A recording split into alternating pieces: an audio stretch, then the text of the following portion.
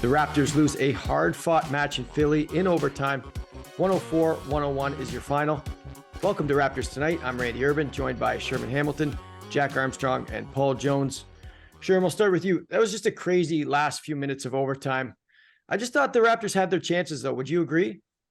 Yeah, they had multiple chances, and they weren't able to get it done, especially in an overtime period that there's a 5 and 2 points scored respectively for each team. That's you look at the shots the Raptors got. They had a few opportunities, and how significant that challenge was of Nick Nurse. I mean, Tobias Harris makes that three, and if he makes a free throw, it's a 3-possession game. With that challenge, it stays at a 1-possession game. The very next possession, Scotty Barnes tries to shoot that runner across his body, and he misses everything, gets a shot clock violation. So that's an opportunity right there that was missed. But it wasn't the best offensive execution by either team in overtime. But I thought defensively, PJ Tucker was so good against Pascal in that overtime. And if you're the Raptors, coming off of a game yesterday against Golden State where you didn't have anything going for you, I thought they did a great job in this game from start to finish of competing and putting themselves in position to potentially win this game. Mm-hmm. Jack, how did you see the fourth quarter and overtime? Well, obviously for the Raptors, late third and the fourth, there was a great effort. Overtime, as Sherm said, they had some issues execution-wise, both teams did. Some of that is familiarity, too. You've played, it's the third time you've played this year. You played a playoff series a year ago. You kind of know pet plays, pet moves, and you counter that a little bit. So it's harder to score. It's harder to get the ball to your guy in the spot that you want him to get it to and go into the hand he wants to go to, all those kind of things. So bottom line is, I think we left the building last night going, whoa, what happened here? Mm-hmm. And tonight they showed their fight and spirit, and I know they lost, but I look at the Sacramento game, the Nets game, and the Sixer game, and I go, okay, even if they lose, I can live with that effort. A few miscues that you got to clean up, or do I want to live with the Warrior game? And I'll live with the other three. And I think you can improve. I think you can improve based upon what happened in those 3 games, and you can have hope watching those 3 games. I think if you watch last night, you don't have a lot of hope, but like a lot of excitement. But I feel a lot better about them, and we all should. I just think it's a matter of they're not far off, and you add OG Anunoby, that's a big reason why. Mm-hmm. Jonesy, for me, that fourth quarter, I know a 7-point lead is not nothing in the NBA, especially with 4 minutes to go, but it really unraveled quickly. I was like, okay, they've got a chance here. They're up 7, 4 and change to go, and then some defensive miscues, a missed 3. It just really changed the complexion of that game, where it felt like the Raptors were trending to a win there. Obviously things need to go well on, the other team's home court, but it looked good. I'll say this, Randy. The last button's always the hardest one to get down, right? Yeah. and they came back. I was impressed with the fact that they were down double figures multiple times in the game. And we talk about this all the time. Guys make big shots and big plays to keep the thing from getting away from you. Mm-hmm. You're down 14, a couple of bad plays, and all of a sudden it's 20. Instead, the 14-point lead gets cut to 9 or it gets cut to 7. And then they push it back to 11. And then you make a muscle again and you cut it to 6 or to 5. And they kept coming. And it was more of the Raptor personality that we're used to seeing that we saw tonight. And the same way they make those plays, I think you got to give Philly some credit too at the end. I mean, they made some plays. They gave the ball to Embiid. Tobias Harris hit big shots. I thought James Harden did a nice job moving the ball tonight. So, to Jack's point about the familiarity too, look, I knew with 4 minutes to go, they'd surged into the lead, but that thing was far, far from over. Mm-hmm. So, Sherm, in what ways do you think that the Raptors found their defensive identity? because, they were averaging giving up 117 points per in the last 10, and tonight 104 in, extra basketball.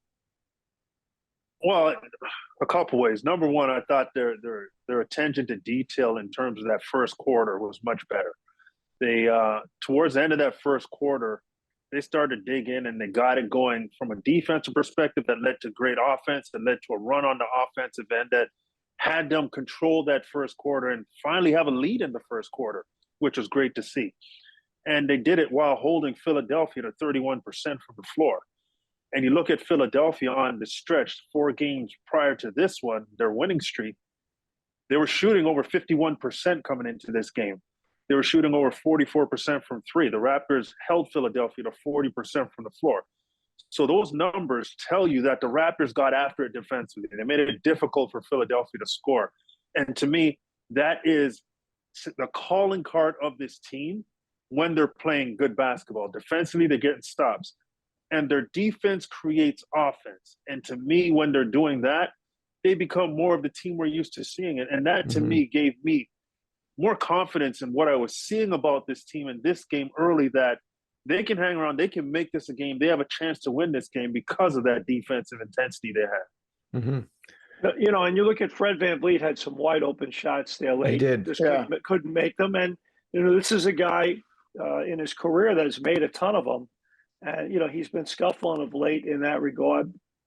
I think the other thing, too, is just, a little bit more of a veteran presence tonight on the road. You have a Ken Birch playing a little bit, Thad Young ate up some minutes. I obviously having OG Anunoby back in the lineup. But so there was a little, even though there were some miscues down the stretch, I thought in terms of on assignment, on task, they were pretty good. I thought the ball moved a little more tonight. It was blatant last night how beautiful how Golden State shared it. And I thought the Raptors tonight, even though they had Siakam going and it was in the middle of the floor a lot, the ball did move and there was some good sequences. So, again, I thought there was improvement on both ends. And Jonesy, Siakam was just outstanding tonight. He really had that ease of play in his game for most of the night. Yeah, I mean, we talked about this in the bar the other night. It was his turn to drive, right? And I think it was Jack that said it about Pascal kind of recalibrating with Fred going to town and Scotty being aggressive. He's just kind of pick his spots and trying to fit in. Well, tonight it was, all right, Pascal, here's the keys. It's your turn to drive. And it was a tough night between Scotty and Fred. They were 6 of 24. But Pascal was there to pick up the slack. And he was driving the bus tonight. I thought he was really aggressive. He took on challenges. He did a great job with his rebounding, too. He wasn't just playing the one end of the floor. And again, the make or miss nature of this league has games way in the balance on 1 or 2 shots as you get down to the end, regardless of what all the other things are. And you get those make or miss situations with a 3-ball earlier in the second half or early in the fourth quarter where a guy gets a good look and doesn't get it down. And instead of leading by 6, you could have been up 9. It's just, the fickle nature of the league. And tonight didn't go Toronto's way. And guys, I don't know how you feel about this, but you could see Philadelphia trying to run screen and roll with either James Harden or Melton or James Harden and Joel Embiid to try to get OG away from the ball. They couldn't. And when OG locked in, they had troubles trying to get by him. And to me, that's the identity. There's no straight line drives. There's no one move going by OG. You got to get into your second, third, fourth move if you want to get by him. That gives the help side a lot of time to be prepared to react and make sure that you don't have to do too much at that point and leave shooters alone. So I thought that was one point.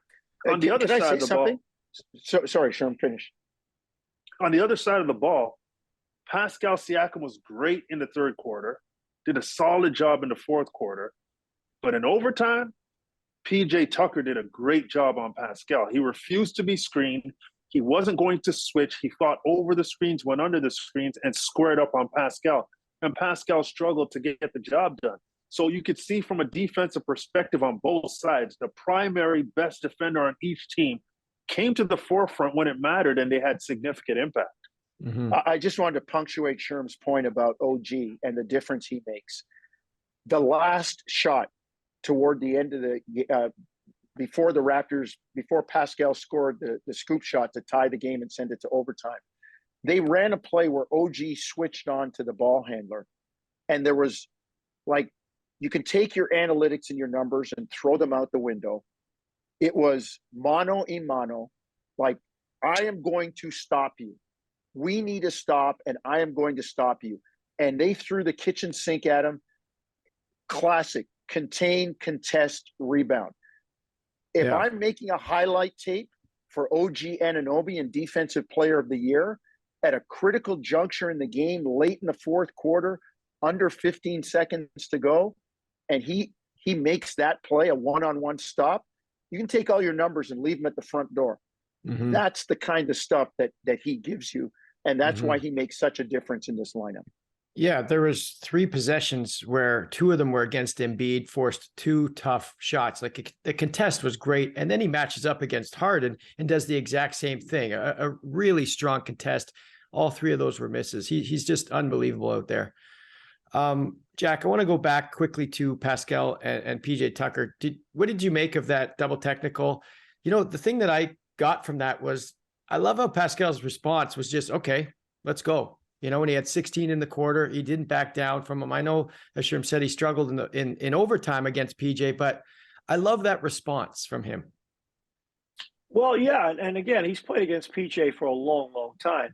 And, you know, there's going to be some gamesmanship and smack, which is fine. And, you know, it happened. It was like just a little flicker, and it all went away then. And it just was guys playing good, hard-nosed basketball. So, yeah, Siakam responded to that well.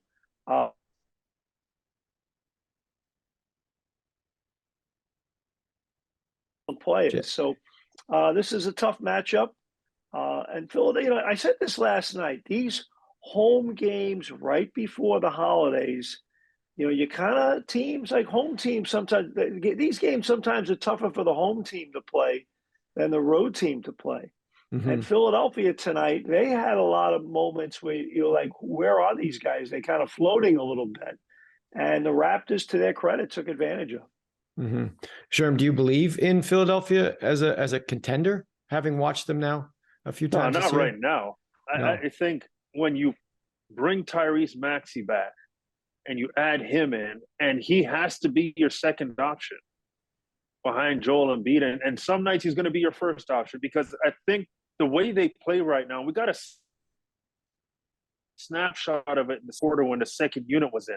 They played with pace. They played with more of a quicker play. The ball moved more. That kind of play helped them get a big lead in the second quarter. And I think Tyrese Maxey, he has that burst of speed. He's that one-man transition guy. He's the guy who can get something on his own.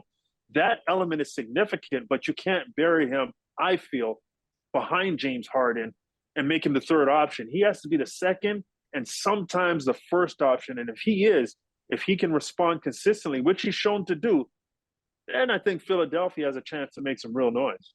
Okay. Good stuff, guys. Good to stop you there. Definitely a loss that I think the team can build off. Hopefully they can get it right on Wednesday. Next game is Wednesday against the New York Knicks. 7:30 p.m. Eastern is the tip. And after the game, be sure to catch Raptors Tonight on YouTube and NBA TV Canada. Thank you for watching, and see you next time.